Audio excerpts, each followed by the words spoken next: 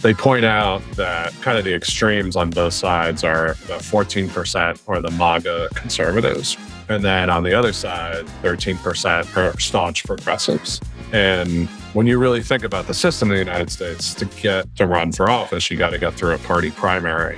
And those two groups are basically the deciding votes in the primaries, right? So they're the most motivated, most extreme people. 1, 2, 3, 4. Hey there.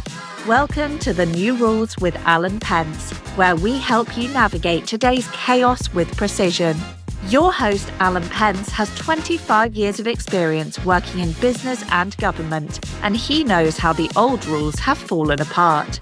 Each episode, we'll explore how to thrive in this new landscape by mastering the new rules while everyone else is still figuring them out.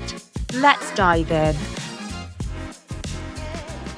All right, we're back this week. Tonya and I. How's life in beautiful suburban Barcelona? Yeah, beautiful Sant Cugat. It's good. It's good. I can't complain thus far. You want to reveal the town you live in? People might track you down. I think you did that last week. Yeah, that's all right. We'll keep it on the DL. We don't want other people to discover how awesome it is. Well, you guys have those water guns over there that you escort tourists with, so you can just do that if anyone shows up. That is true. I have stocked up on my water gun supply. Excellent. All right, what are we starting with today? Let's see. So you were talking about Thomas Pueyo. I'm not sure if I'm pronouncing that right either, in renewable energy. So you were reading something that he wrote, and you had said that you actually learned two very interesting facts about renewable energies that you didn't know. And you've been pretty attentive to solar energy. So tell us what you learned, Alan. Yeah, so the first was just about solar costs. So I think like a lot of us know that solar costs, panels, the physical equipment has dramatically dropped, right? So some of that, some people thought that was mainly Chinese subsidization and cheap Chinese energy to make them. So like subsidized cheap Chinese coal was making renewable solar panels. But I think it's inarguable that, there's a technology cost curve there that you see just like, with televisions or computers and stuff like that, right? So I think we've all known that.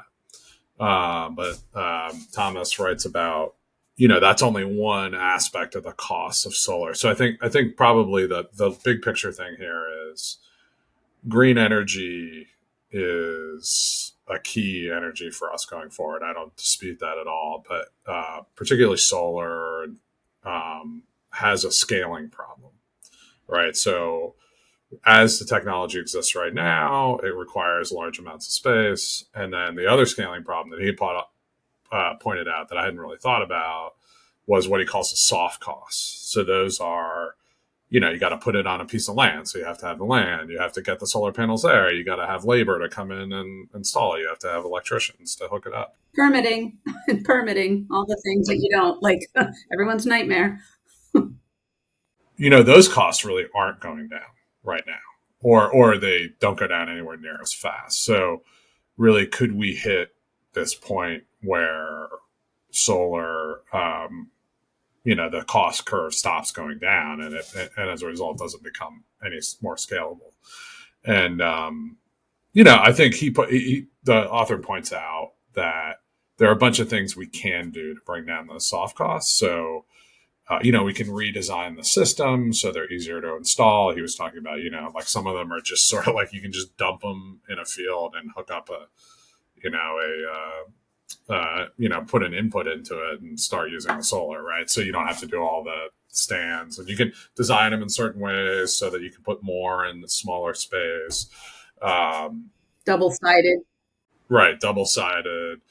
And I think the other thing that he pointed to is like the innovation potentially there is like at some point, solar could just be like an adhesive roll that you bring around, and it's like, hey, I need to run the tractor. So you just stick some solar on it, and it can solar, adhesive, and it can run the tractor, right? So that, obviously that doesn't exist today, but so that would get rid of a lot of the installation, labor costs, land costs, right? So that's a potential going forward.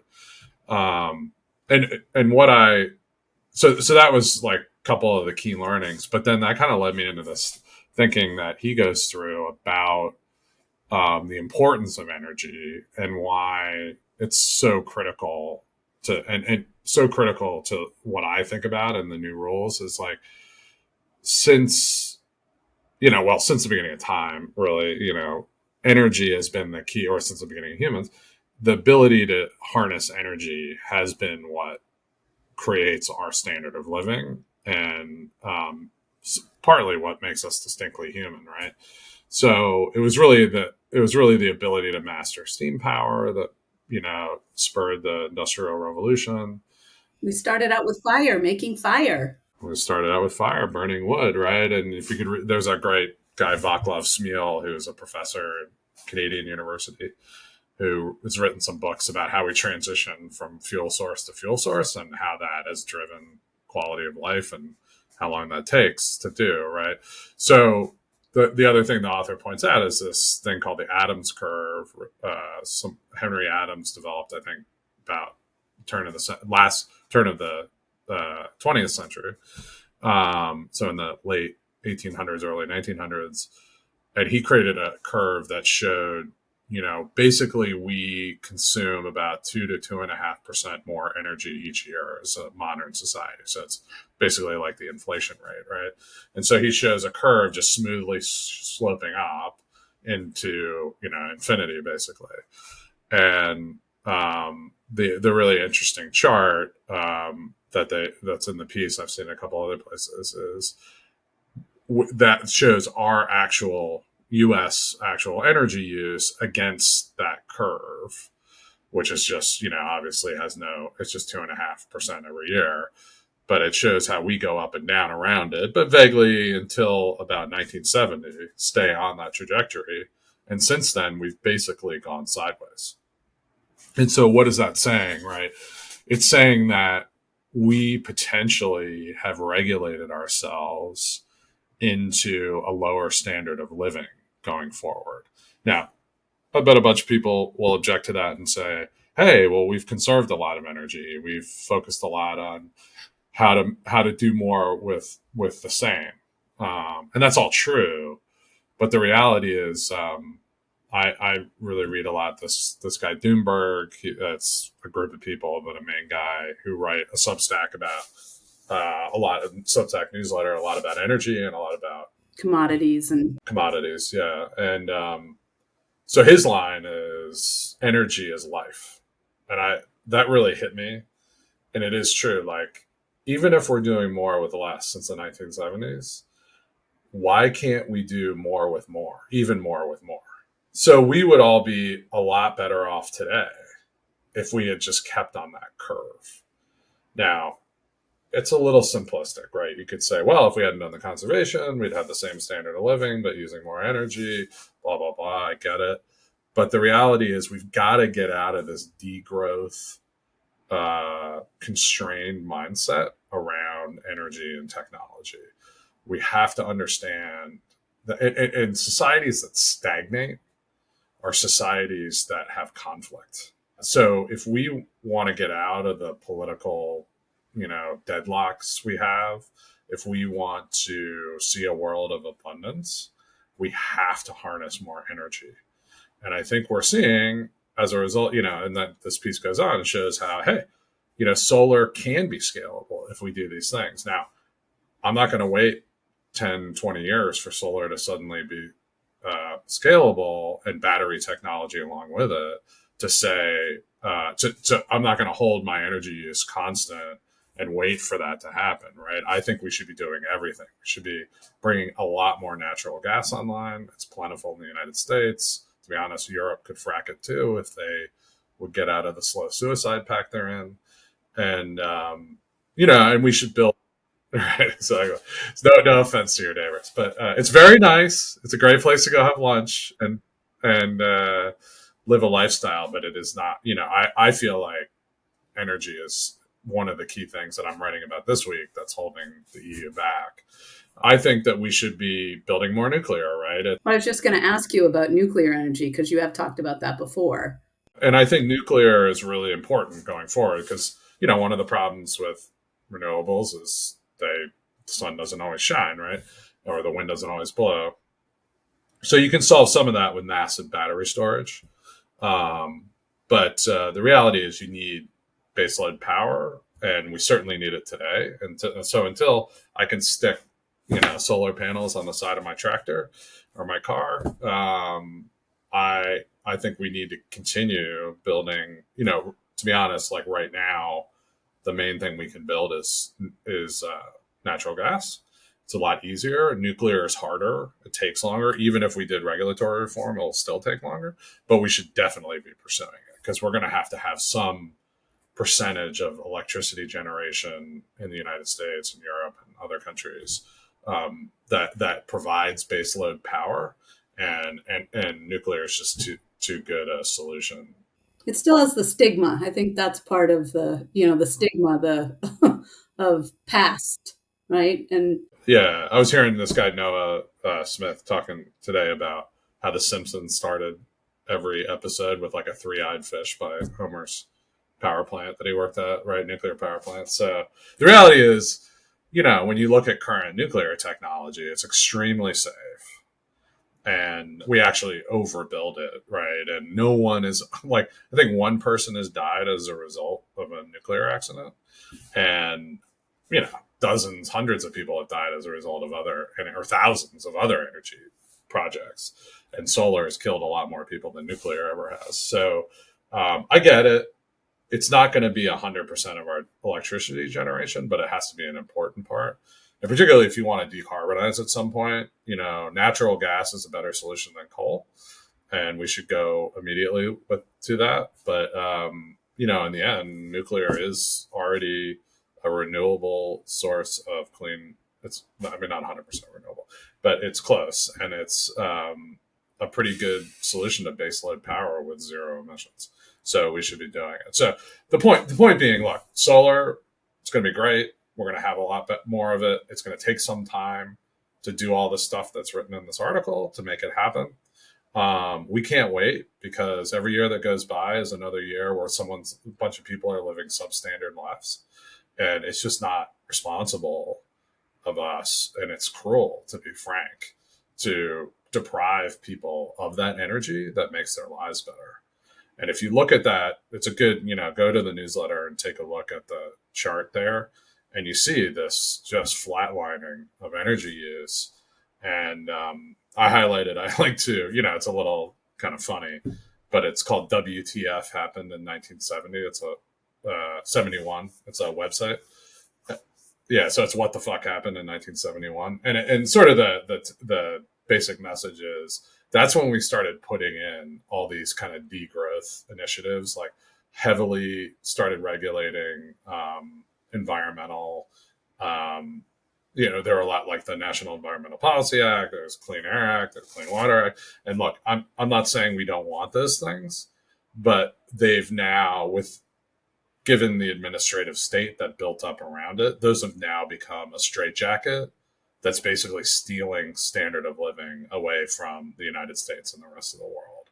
So things that, started out with good intentions have now been perverted into something that, quite frankly, it's, I talked a lot about trade last week. We'll talk about it this week, but the trade policy of first our allies and then China, combined with the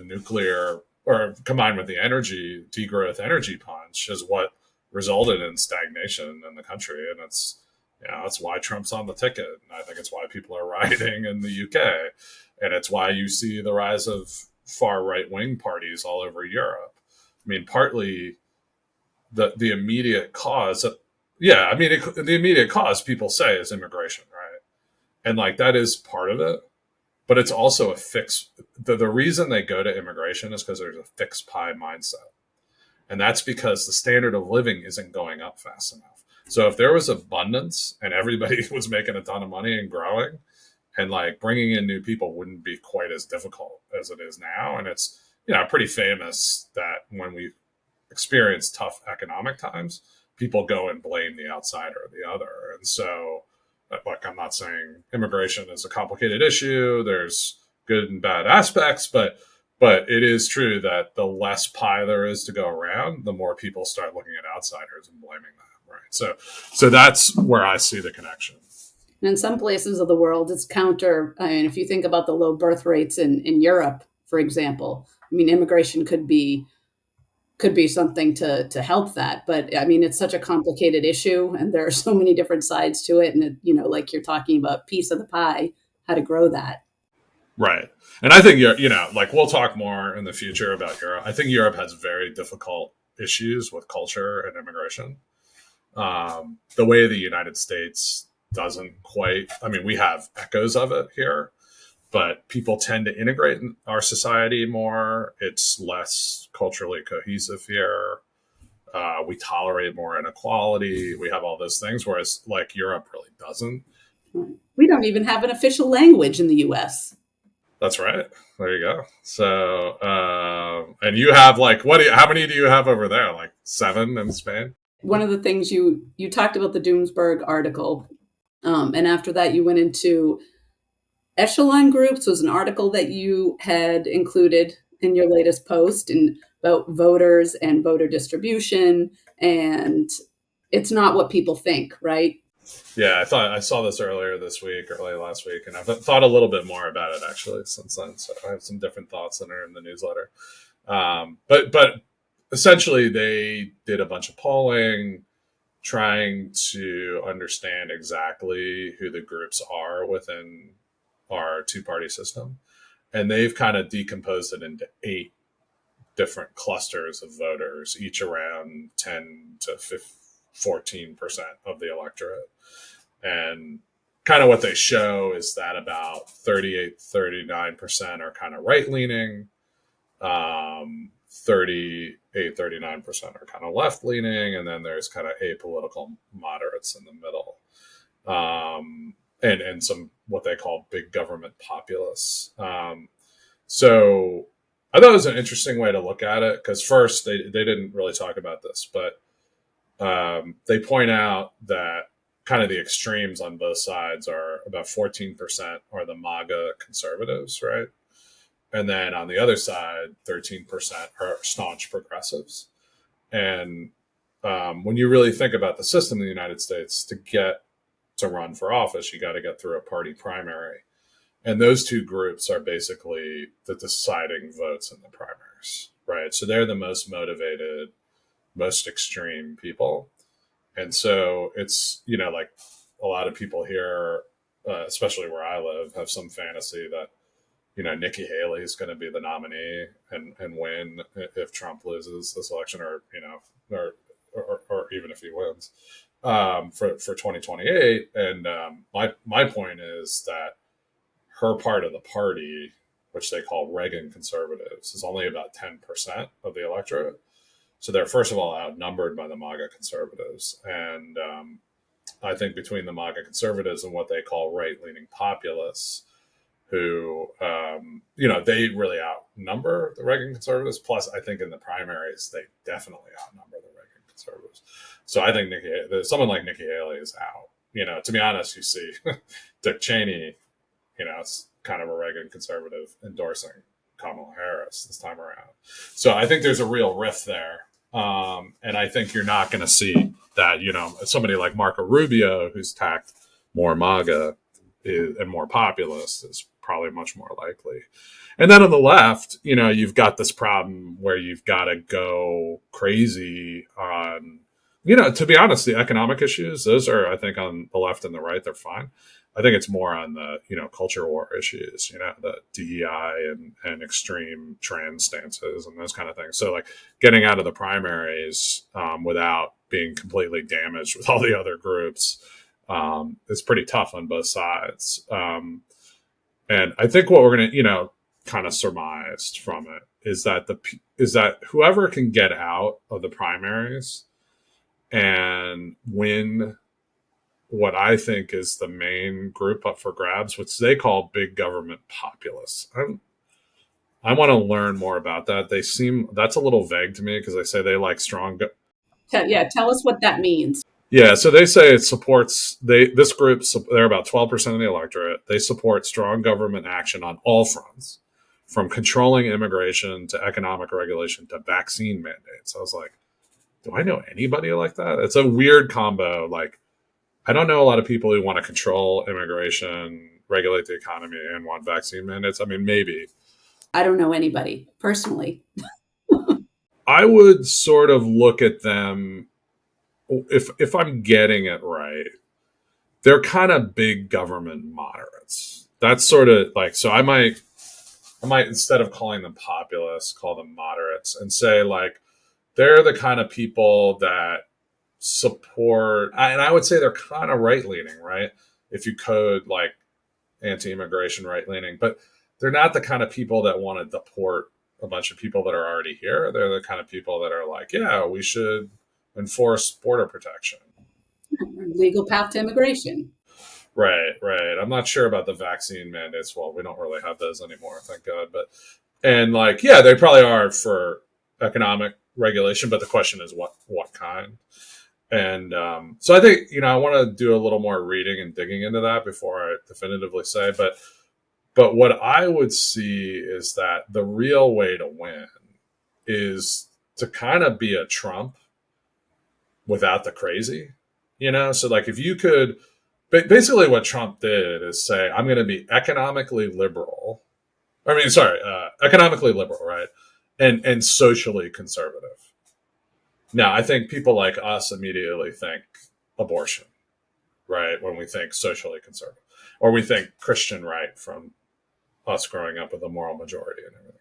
I think that's not what it means. I think it means more like we're not obsessed by race and DEI. We are patriotic, and we generally believe in things like marriage, but we don't really care that gays get married, right?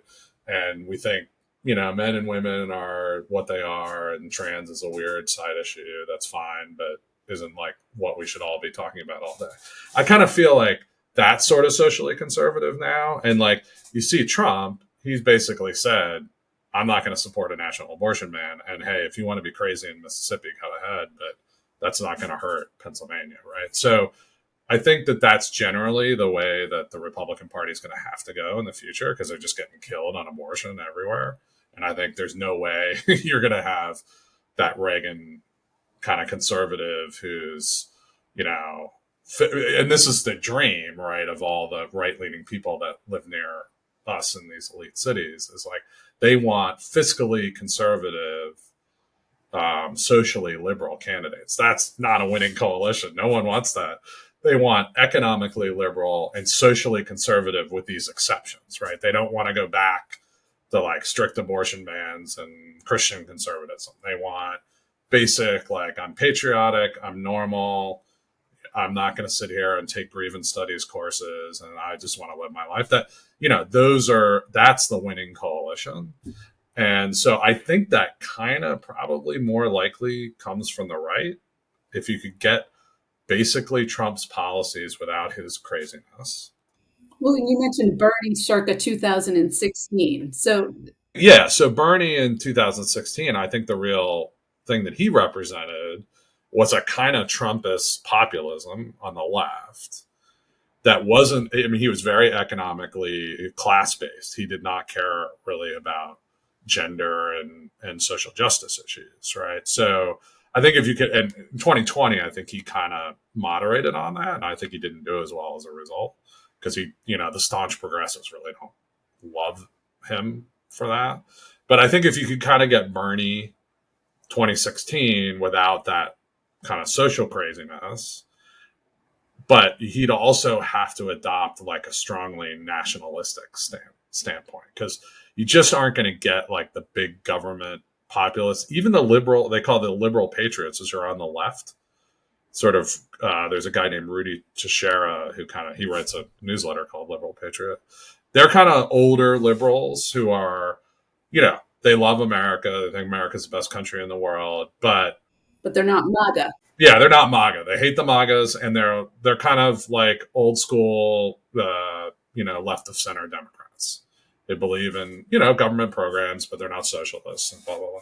So like, I think that they even won't vote for somebody who's kind of like, a little too elitist, anti-American kind of feel. So I do think that the real winning combination from the right or the left is somebody who's like, I'm going to adopt populist, big spending economic policies, and relatively conservative, with the exceptions we talked, pro-American, what you might call socially conservative social policies. And I think that's the winning combination. And I think what prevents it is these extremes in the primaries. Well, I was going to ask you, does any such person exist? Yeah, I mean, I do think it's Trump without the crazy, right? I mean, the other thing about Trump is like what the hell does he believe? Like one day he's like some populist, and the next day he's like, I'm going to make Jamie Dimon the Treasury Secretary. It's like, what? Where did that come from, right? So, I mean, that's the other thing about Trump is he's just makes up shit as he goes along. So I don't know if it's hard to say like, what does he represent? I have a picture in my mind of like the set of policies that should go around somebody like Trump, but he's so erratic and all over the place that he doesn't always represent his own policies. So yeah, I mean, I think that, if you looked at the last election, the primaries, like DeSantis got the social part mostly right, but I think he was still a Reagan conservative on the fiscal side. So he's not going to win. And I think Nikki Haley was way too, like, she wants to invade every country she's ever been to. And it's like, that's not going to go. Right. And she's total. So like, I don't know if there was a tribune of this. I mean, Trump was that person. Right. And then on the left, we just, we haven't had a real battle there. And one of the reasons I think Kamala Harris getting the nomination is so tragic is there are a bunch of people on the left, I think, some of the governors they have that might be able to unite these coalitions in different ways, that have like real political talent. And I think we have to see, I mean, it's been longer, like I think what happened in 2020, I don't know if the Democratic Party had gone through enough of a realignment at that point. And basically what they did is say, hey, let's take the guy who's kind of in the middle on everything and put him in. That's not what the Republicans did, right? And I'm not so sure the Democrats will do that again. It'll be interesting to see. But if I were an aspiring candidate, if I was a Democrat, I'd be looking, how do I position myself as a populist economically with a strong patriotic streak, right? That's the winner. We'll see how that, let's see what happens in a month and a half. Yeah, exactly. It'll be interesting. Although, as my other post said before, I think a few weeks ago I wrote, I don't think it's going to make that much difference who wins. I mean, the only way it can ever make a difference is if you sweep in with a 60-seat Senate majority and a House majority. And that's not happening. The election's so close. That's when you wrote, no, that the party doesn't really matter. Yeah, I mean, I don't think so. Until there's a big realignment, like until you have like a Reagan-like win where you kind of sweep out, I think what Reagan did is really like win all those traditional Democrats who didn't like the direction of the party, the Southern and National Conservative Democrats. He really brought them in. And like, we have to see somebody do something like that. That's what I'm saying. Like, I think the person who unites these factions of economically populist and patriotic, socially conservative patriotic, I think that person creates a realignment that's Reagan-like. And we just haven't seen it yet. So that's when it'll change. Because they'll, maybe not their first election, but if they're really popular, you can get something like Reagan in '84 where, he won every state except for one or two. Right? Gosh, that's right. You have the data. Well, if you read Substack all day, that's what happens. And watch YouTube. Like someone was laughing at me last week about how I start everything I'm going to say. Like, I was listening to this podcast and, So that's what I do. I listen to podcasts and read Substack professionally, so you don't have to. Exactly. It's a service. You're providing a service. Public service, Alan. Do you want to touch on what you wrote Sunday? You started talking about the long-term economic forces are more important, right, than actually who's in power, and you would ask the question, what are we actually fighting about? And then you brought up Jonathan Haidt, who's the NYU sociologist. So why don't you tell us about him? Yeah. So my conceit with the newsletter and with the new rules is that like I don't want to be about what's happening today. Like I don't want to give you like my debate take or something like that. Who cares?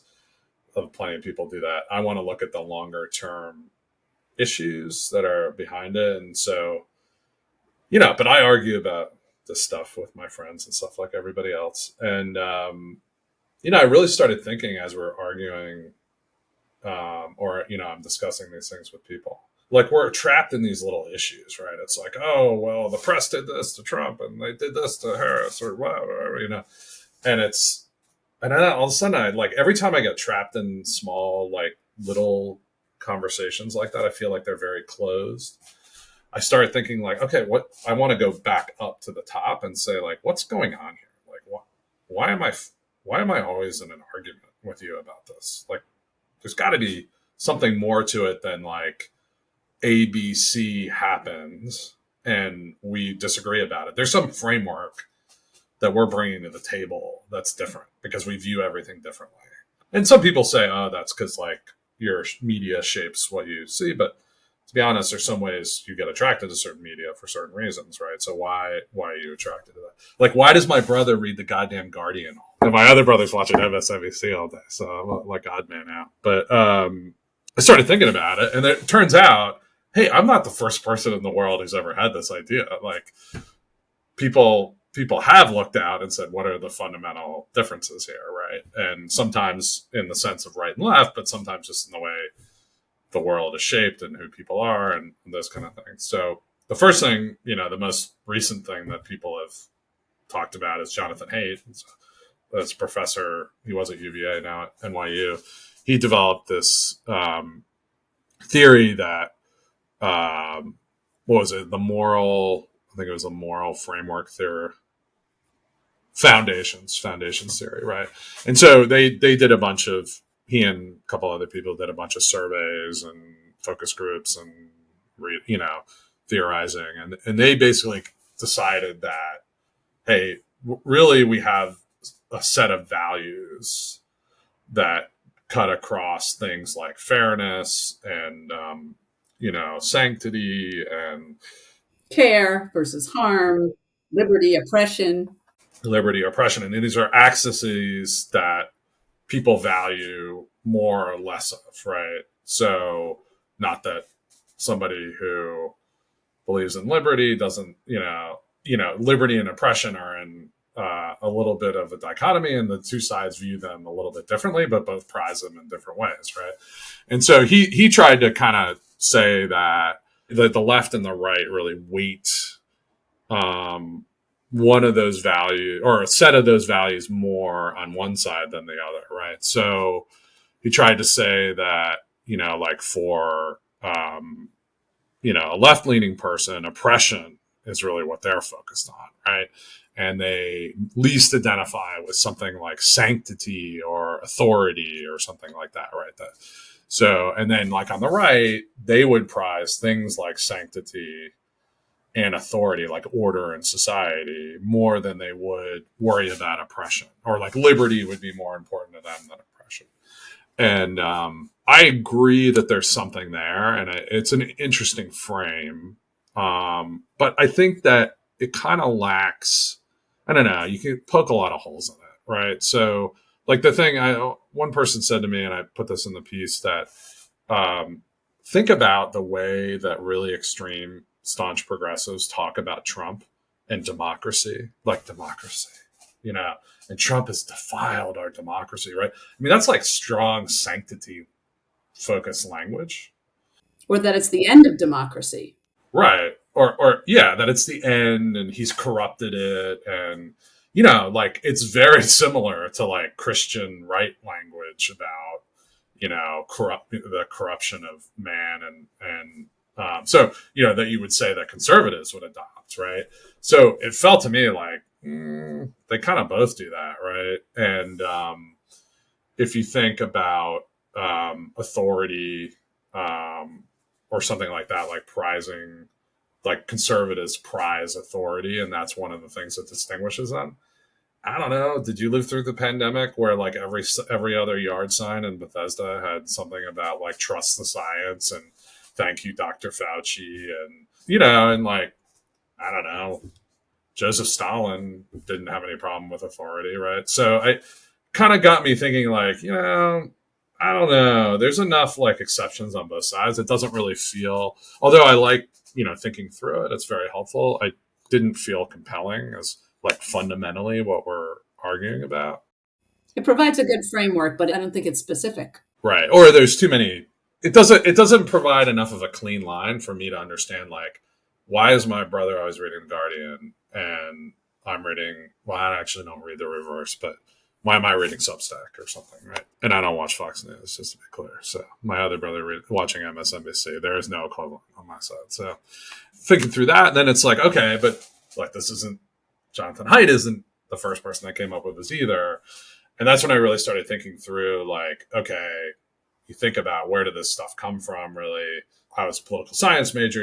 We read about Edmund Burke, who was an English parliamentarian during the latter half of the 1700s. And he's considered sort of the father of modern conservatism. And he wrote a really important, I think it was a pamphlet or a series of speeches called Reflections on the Revolution in France. And that's where he kind of articulated this idea, because, they were really worried in England as the revolution gained steam in Paris.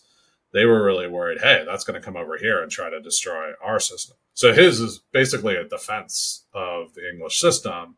And so what is he emphasizing? He's emphasizing tradition. He's emphasizing, pragmatism. And he's sort of like saying, don't think we can all make the world anew each time, right? Like if we try to just wipe the slate clean and create something better because all this oppression has happened and it's built up, like you're throwing the baby out with the bathwater and you're going to end up in a dark place. And so he wrote that in, I can't remember, it was before the Reign of Terror. So it was like 1791 or something. And like 2 years later, they're chopping people's heads off by the dozens in the guillotine, right? And I think, just the fever of the revolution heated up, and human nature being what it was, these authoritarians, right, on the left came in and started killing everybody. And I think we've seen that multiple times in revolutions, even, in the Arab Spring that we just saw. And so, he was proven right. Like, hey, you try to wipe away everything and start anew.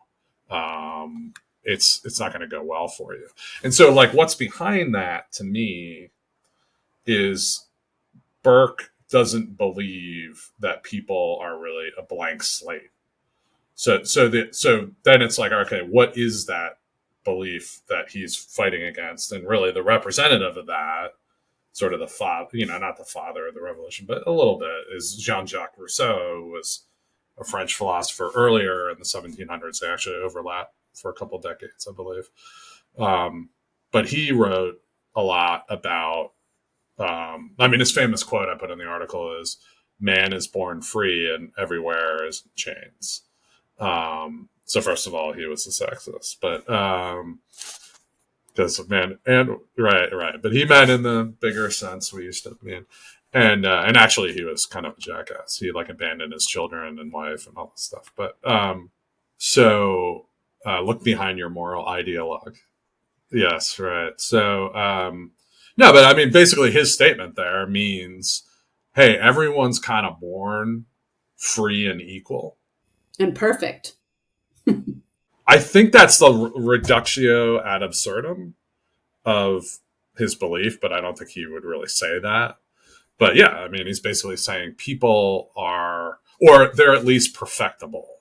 They might not be born perfect, but if society didn't mess us up, it's really, so his view is society is what's putting the chains on, right? That's why man and women are in chains. Is because we take whatever, you get born into the wrong social class, or you're the wrong color, or you're the wrong hair type, or you're this or you're that, you're too small, right? Society is discriminating and oppressing you for various reasons so that others can have power.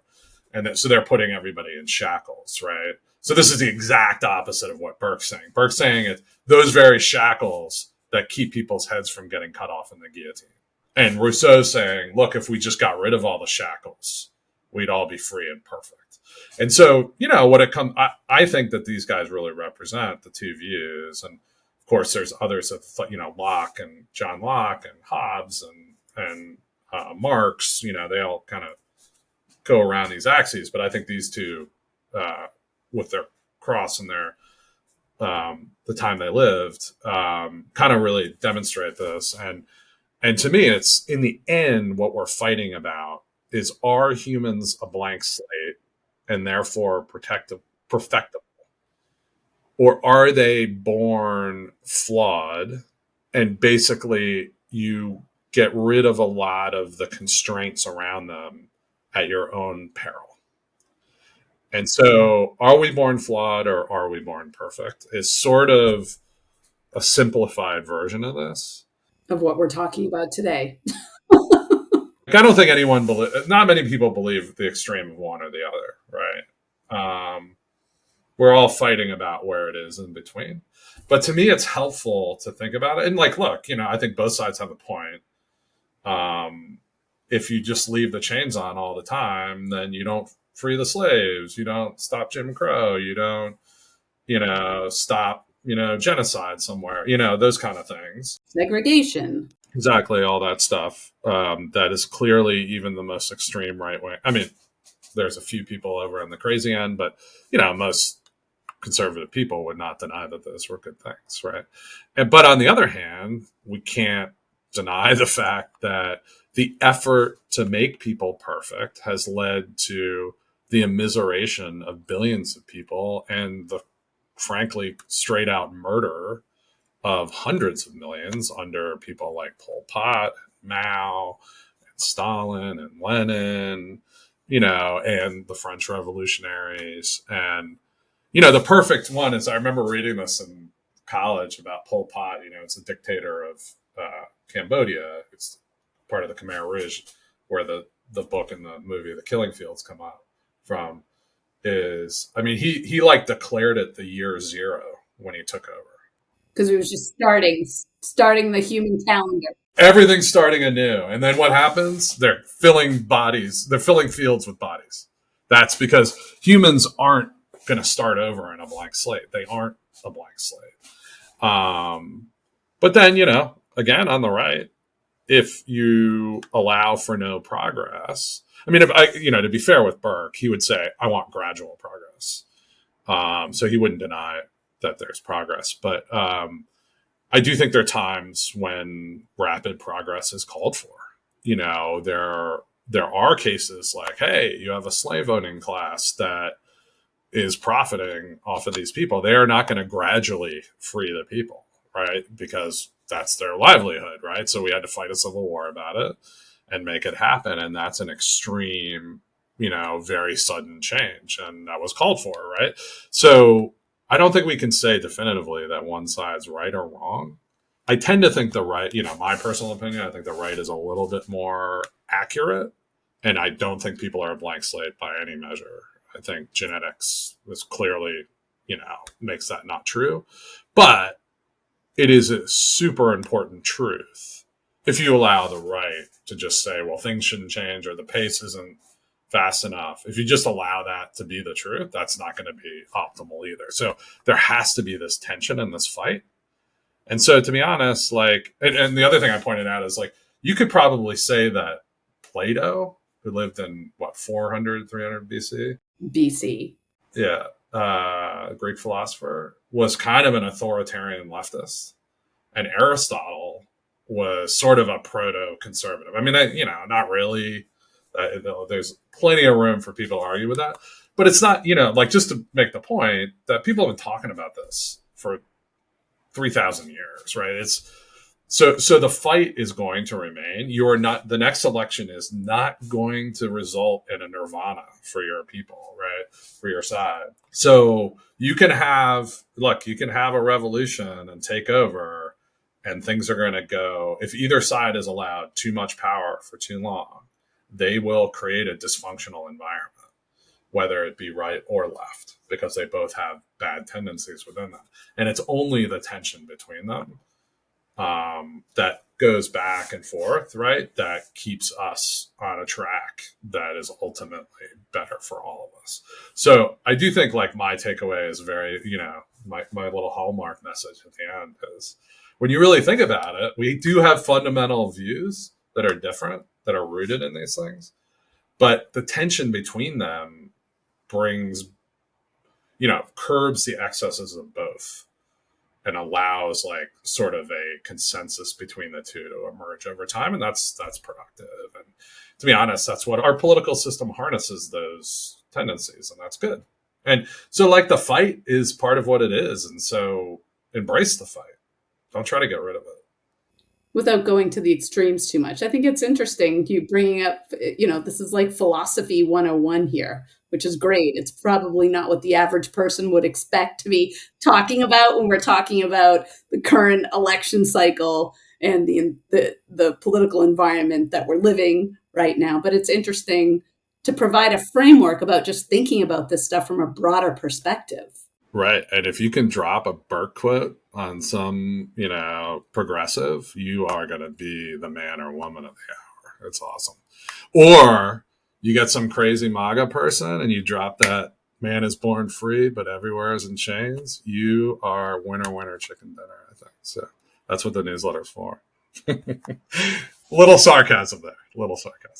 I think for this week, we've learned about the power of energy, solar scalability. We've learned about how, to be honest, the whole idea about what we're fighting about and the two sides and the needed tension is a good framework for looking at those 8 voter clusters that we talked about too, because you can see how those clusters are kind of like on that spectrum, right? From the center out to the extremes. And it's the coordination between those 8 that kind of makes it interesting. And political entrepreneurs who I appreciate a good politician and someone who knows how to work the system. And I think a good politician is going to figure out how to take enough of those people on one side and kind of balance themselves over here with a majority coalition. And it's only the person that understands that it's a continuum and there are groups along that continuum. And I have to craft a strategy that gets me the 50, 60% that's going to win. So they should listen to this newsletter. They should listen to this podcast and read the newsletter so they learn how to take over the presidency. That's the key. Yeah. Take over the presidency and then the world. They can finally either blank slate or non-blank slate the entire world. So. Absolutely. And can I just say, I love the term political entrepreneur. I haven't heard that.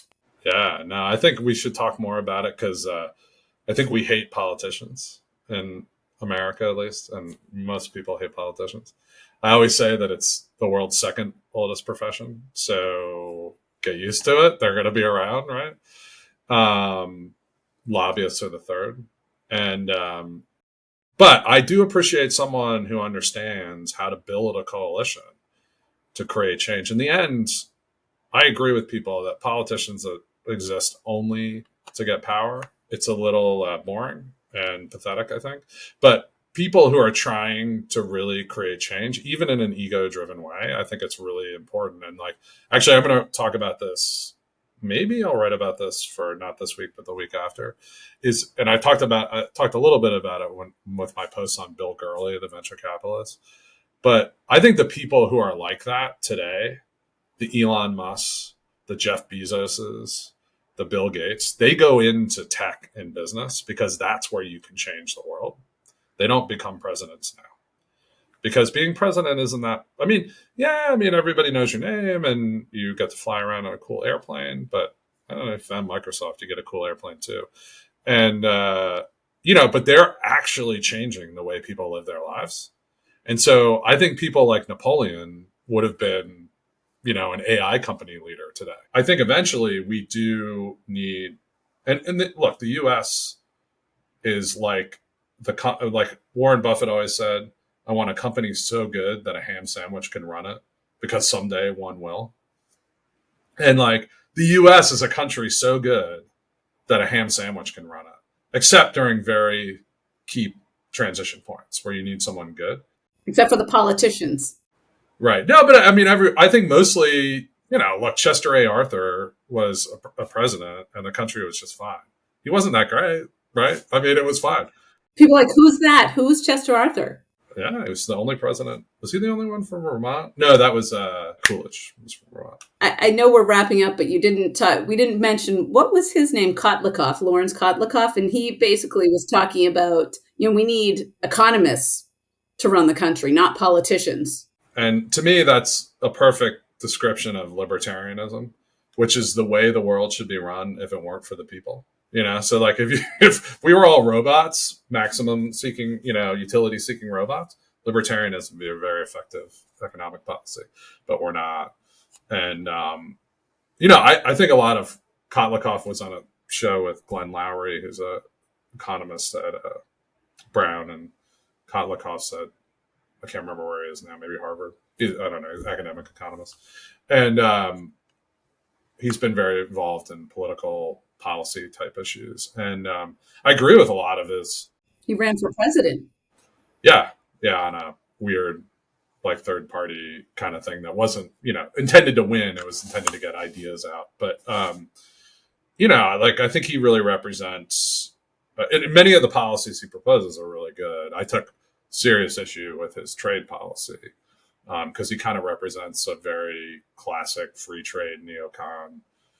Doesn't recognize the reality of other countries like China at the size they are running massive industrial policies has huge impacts on the United States that need to be ameliorated or else we have serious problems, right? So I think, I can go into that deeper. I talked a little bit about it last week and I'm going to write more about it. Yeah, listen to last week's episode.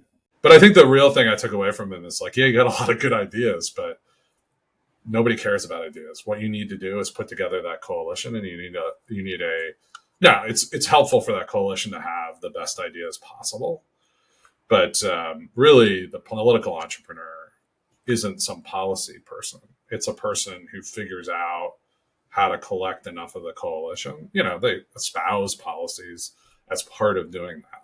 Yeah, like saying this is the best thing we should do is like, it has a role in the system, but if you had an enlightened group of technocrats that could run your country, of course that would all work, but that never works out. And you get a bunch of self-serving technocrats who do whatever the fuck they want. And you need politicians fighting in the arena. And yes, they use crappy methods and they talk about price controls for grocery stores, and they want to make the Fed political and, all these there's stupid ideas. I get it. But the reality is the president in the next 4 years is going to be a ham sandwich. Doesn't matter that much. And eventually we'll get to this point where we need a real policy entrepreneur. I think we're in the late stages of this need for a political realignment to get the country and, quite frankly, the West onto a better trajectory given the demographic, economic. Do you mean late stages of realizing the need for it? A realignment? Like a reckoning of this? The last president before, talking of only one state, James Buchanan is the only president from Pennsylvania and possibly our only gay president. That was what was theorized. But he was like a terrible president. He was like the last president before the Civil War, right? So I think we're on a trajectory. We're not going to Civil War. I don't believe that. But I do believe we're on a trajectory for a major realignment and shift as part of the new rules that I talk about. And as we drift toward that, I don't think it's going to happen now. I don't know if it'll happen in 4 years or 8 years. It depends.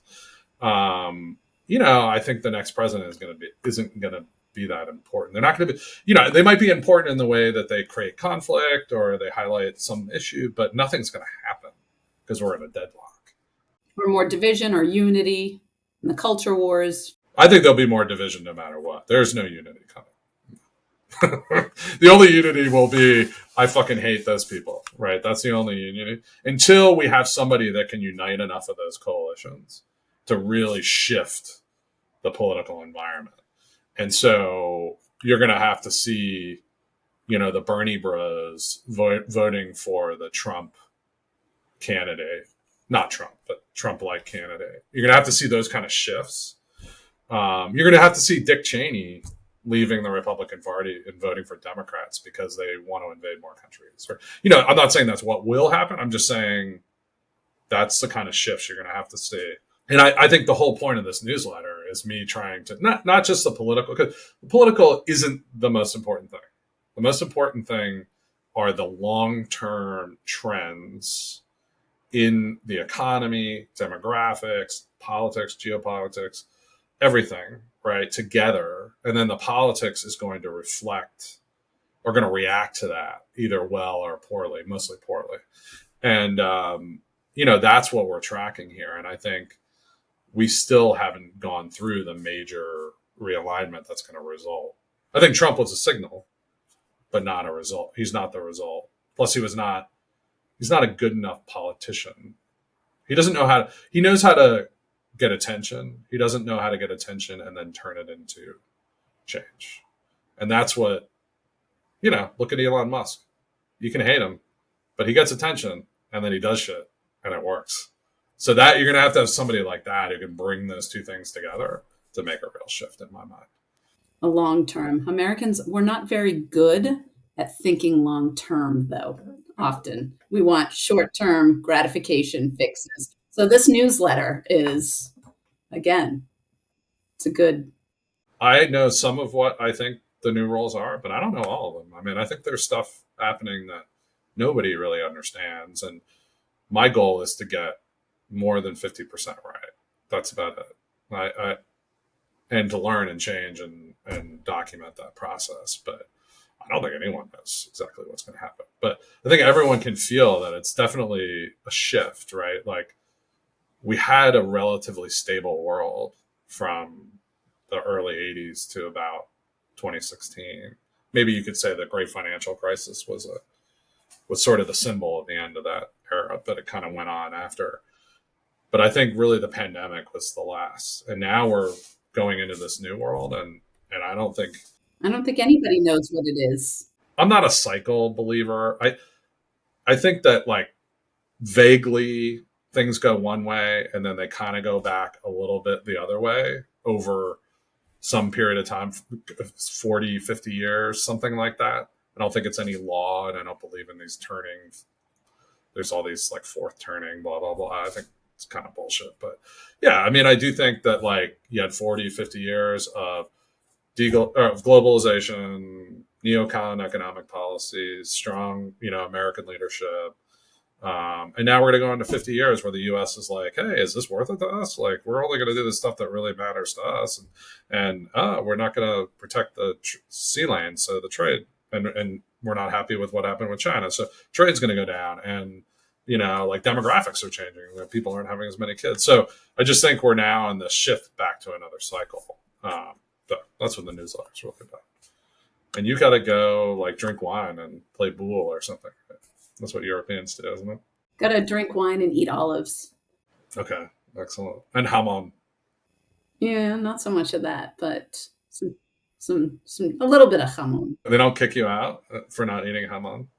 You do get funny looks sometimes. Do you then go, oh, I'll eat an anchovy, and then they're cool? No, it's like, I'll just have some patatas bravas. But well, they're in on that, right? Yeah, cool. All right, thanks, Tonya. I'll see you next week. You've been listening to The New Rules with Alan Pentz.